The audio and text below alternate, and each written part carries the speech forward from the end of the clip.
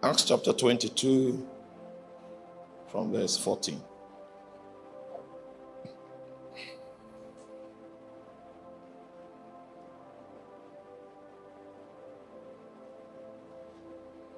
Acts chapter 22, give me from Acts 22 from verse 12.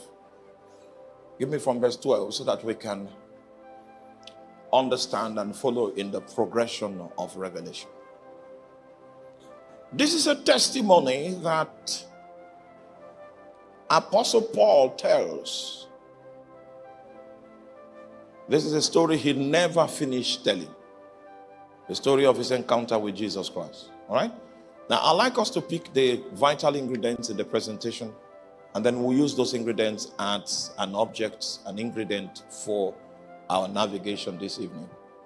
Still on the story, say, and one Ananias, a devout man, according to the law, having good report of the Jews which dwelt there, came unto me and stood and said unto me, Brother Saul, receive thy sight. And the same hour I looked upon him. Verse 14. This is where I'm going. And he said, God of our fathers has chosen thee. It means this man had some interaction with Jesus Christ, and he was coming to prophesy to Apostle Paul to give him perspective of his kingdom destiny. I hope you know the story. He was empowered by letters. When Christianity started, him being a zealot and one of the scholars in the ways, in the training and the education of the Pharisees, who happened to have done his master's degree under Gamaliel. Because when you finish from the pool of studies and you show some promise, you are separated from the general pool and then isolated to reputable scholars like Gamaliel, so that you can, advance your knowledge and become an expert in a certain theological area in Judaism. Paul had all of those honors. It's just like a first-class graduate. And sometimes if you hit a first class, you can go and do your PhD directly. There's no need for you to do masters. Because masters is the same thing as your first degree, just little differences, to ensure that you master the things that they taught you in your first degree. So but if you have already mastered it by showing your capacity to earn a first class, you go and become an authority in it, and that's why you do your PhD. So this young man, we are talking about someone that is a PhD holder at the end of the process. And he felt that Christianity was a nuisance. It was an object that was set up to fight the spread of Judaism. And he went as far as going to the chief priest to get authorization so that he can bring people bound that were Christians, causing nuisance in the city and diverting the attention of people doctrinally. So that was the first time in the history of the practice of Judaism that there was a militia that was set up to enforce the will of the Sanhedrin. That was the first time. And I know you know that the Sanhedrin did not only contain Pharisees. It contained Pharisees and Sadducees. And I don't have time to take you through the journey. I'll show you. It's just like, I've forgotten the name of your parties. But in the parliament, if you have more, what are the names? MPC? MPP. Okay. So in the parliament, if you have more of MPP people, they can have their way if they cast their vote. So I can show you times in that parliament where there were more Sadducees. I can also show you times in that parliament where there were more Pharisees. Because the parliament went the way of the Pharisees. So you can imagine that it was the Pharisees that had the upper hand when they set up the militia to enforce Judaism. Not the Judaism of the Sadducees, but the Judaism of the Pharisees. And I don't want to go into all the details about the differences. This guy was going armed with the authority that he needed to enforce the will of the Sanhedrin. And the object that empowered him were the letters he secured from the chief priest. So unfortunately for him, he met with the Lord. So he changed camp from the letters. He ended up with the Lord. Hallelujah. so may you change camp. May you change camp. He changed camp from the letters to the Lord. And the first functionary that the Lord sent to him to give him proper orientation as to his scope of operation within the kingdom that he has found himself was Ananias. These are the words of Ananias. And I want you to know that these words did not originate from Ananias. These words originated from Jesus Christ. He was just a spokesman that was called to herald the counsel that he found on the Mount of Jesus. And he was able to pick up this counsel because he had intimacy with Jesus. This is what he said: the God of our fathers has chosen thee. First reason, that thou shouldest know his will. Second reason, and see the just one. It's not enough for you to enter into the economy of his present revelation position in the spirit. He also wants to reveal himself to you. That's what makes a man a prophet. A man is not a prophet because he knows the will of God. Because before God sends you with his counsel, God would have revealed himself to you. So when you hear someone maybe operating in the capacity of the prophet by title, and he doesn't have the capacity to reveal God, he doesn't know ministry. He's an impostor. You see, I'm not a pastor. I tell you the way it is so that you will know, you will understand. What makes, you are not with me. Let me repeat myself.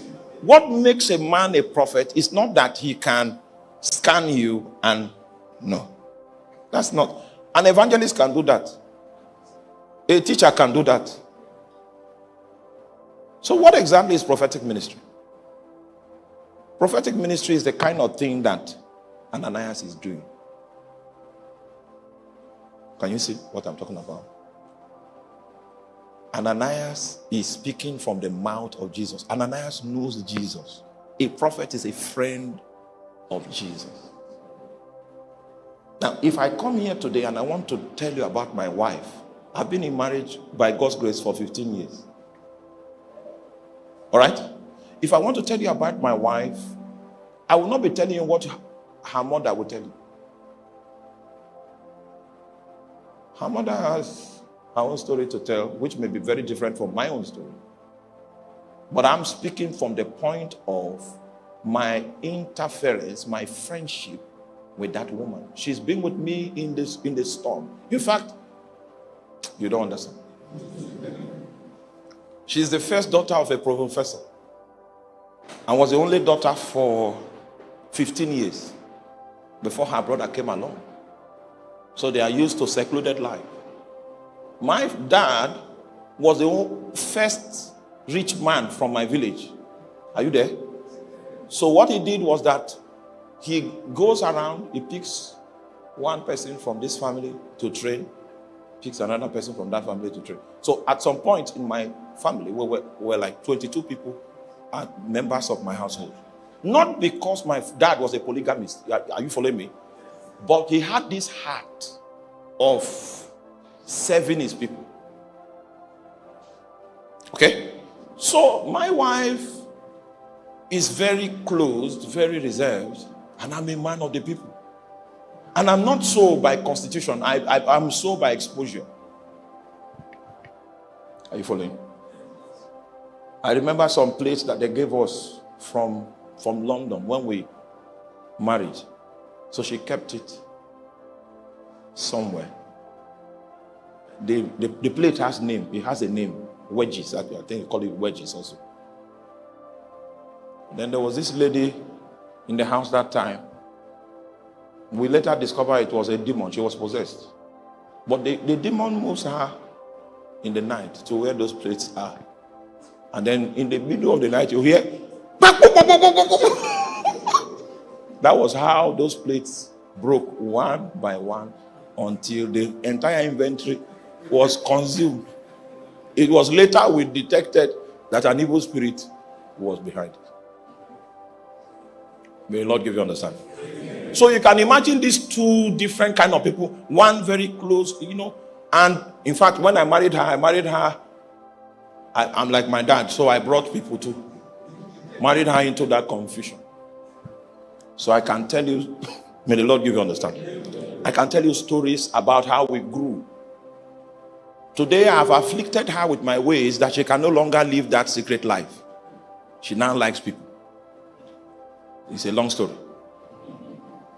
See, the stories that I'm telling you now, the mother cannot tell you because they lived in a paneled house and she was upstairs.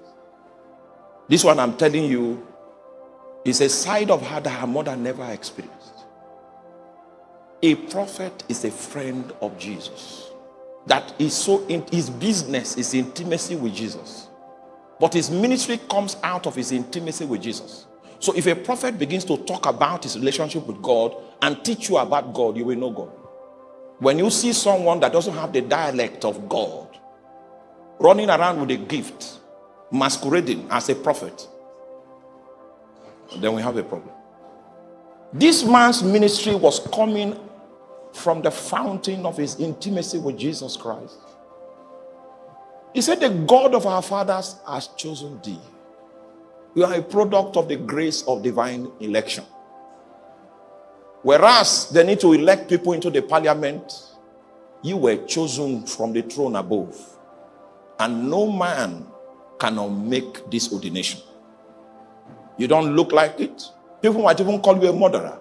But the God of our fathers, what has he done? He has chosen. Did you campaign? The other day somebody told me, okay, maybe I was the one that told somebody.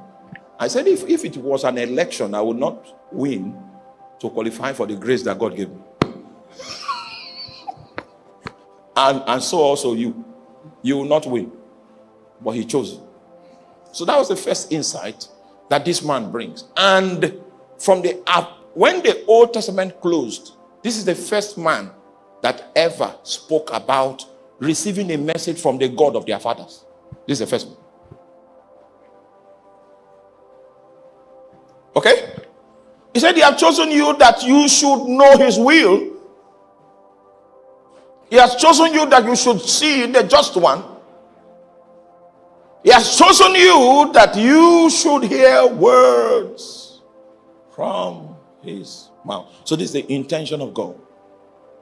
I've chosen you. So I'm telling you now that he chose you so that you can know his will. He chose you so that he will no longer be a stranger to you, but you'll be able to see him and build intimacy with him.